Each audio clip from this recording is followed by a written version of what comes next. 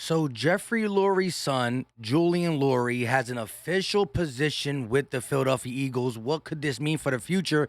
And we got to go over day 3 of OTA clips. They're little, but you got to love it. This is Philly Talk with Philly Mike. Talking sixes in the bird gang, that's our life. Competition, we ain't scared, yeah, that's what we like. Win or lose, you know we showing up and we gon' fight. You see we strive for the sky every day that go by. And every single week we screaming fly, Eagles fly. This is Philly Talk with Philly Mike, yeah. This is Philly Talk with Philly Mike, yeah. What is going on, everybody? I go by Philly Mike, and this is the Philly Talk Podcast. And today, we got a lot of things to talk about. But before we do that, Eagle Nation, help your boy out and hit that like button. Subscribe if you are new, and ding that notification bell so you know when these videos drop or when we go live. I want to get into the little clip first. Shout out to the Eagles social media team for putting these on Twitter. They eventually put them on their Eagles YouTube, but I think I'm going to beat them to it this time. With that being said, next week, the beat writers are allowed there. We'll probably see more 7-on-7, so we'll get better videos, off-script videos, and we'll also get more key things to talk about. You might not see 11-on-11s because Nick Sirianni said he didn't want to do them, but 7-on-7s, you can still see a little bit of competition. But let's get to the actual video, and let me get back on the screen. We're going to start out with the running backs. That's Boston Scott first, going through a little running back drill. Then you got Kenneth Gainwell, Jason Huntley, and Brooks, the undrafted rookie free agent. This right here is pretty cool too. Greg Ward showing he still got some speed, some athleticism. But this is what I love. Brandon Graham and Hassan Reddick. Look at the burst for both of them. But BG still with the burst and the finish. It's good to see him move in this way because this could be our starting duo on the outside. And yes, sir, year number 2 for one of the best route runners in the game for sure. And here's some pictures. Hurts and Sanders in the backfield. Look at this one. Quez Watkins being guarded by Darius Slay. And if you look past my head, it looks like he deflected it or got the interception. I'm not sure. A.J. Brown going through some footwork drills. And at the end of the day, BG, the leader of this team, in the middle, hands up. I don't know if he's saying roots on 3 like our guy Jason Kelsey, but he is pivotal via the pass rush, via the run defense, and just the morale in the huddle, on the sideline, and in the locker room.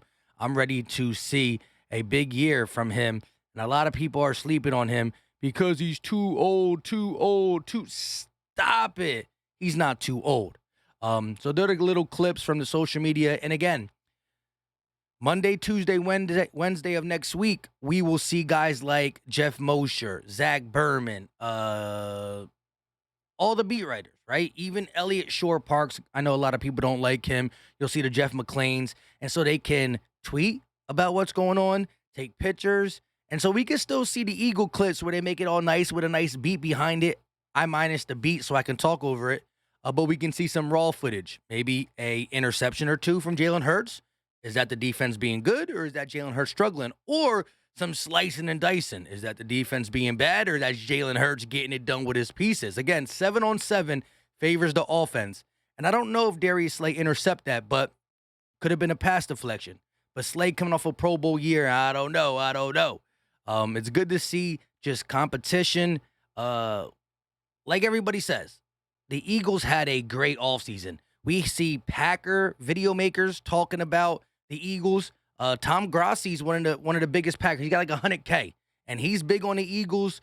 I see a couple Jets guys who have like 20K subscribers. A lot of people are talking about the Eagles, and that's because what we put on paper. It's time to take paper and turn it into rock.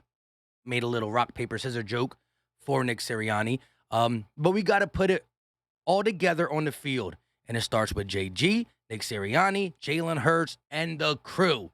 Now let's get to Julian Lurie, who's only 27 years old, and what is his actual title with the Philadelphia Eagles now? His title is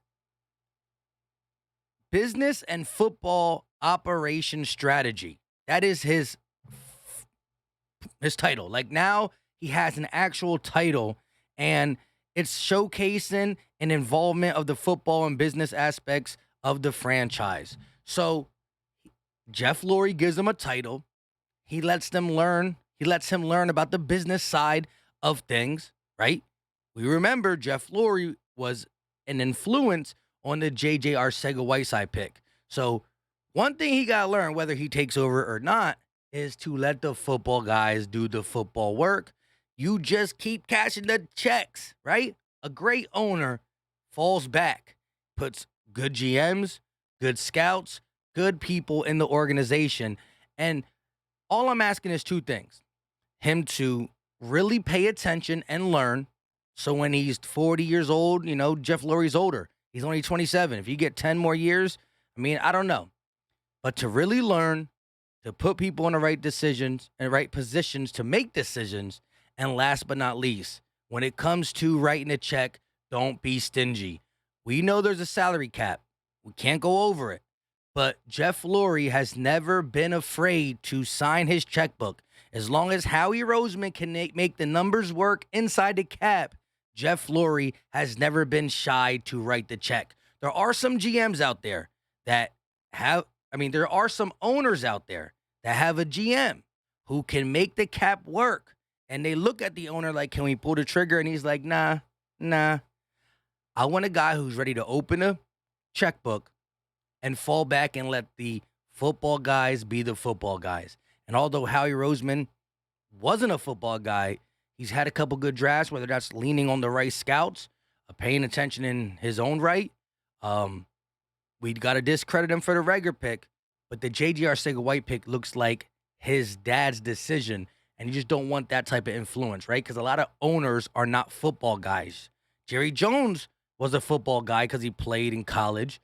But he's good in the draft, but he has his own struggles with power via the head coach. I think if you got to learn anything, it's to fall back, sign the checks, be brilliant in the business world, structure world. And I don't know. He was born when Jeffrey Lurie took over and bought the Philadelphia Eagles. If my dad owned the Eagles and I wasn't sure, I would still want to learn and run the business, right? Jeffrey Lurie made his money from movies and owning cinemas and stuff like that. I don't know all the details, but he's done right by the Eagles in my life. And hopefully whoever takes over does right for the rest of my life, because I still got at least 35 more years on this earth, knock on fake wood. With all that being said, again, Eagles OTA Day 3, we knew this week was the first week. Last week was the first week for a lot of teams. This was our first week. It was very, very light. Only the social media team for the Eagles was allowed on the field to take the, pictures and videos that they wanted to take.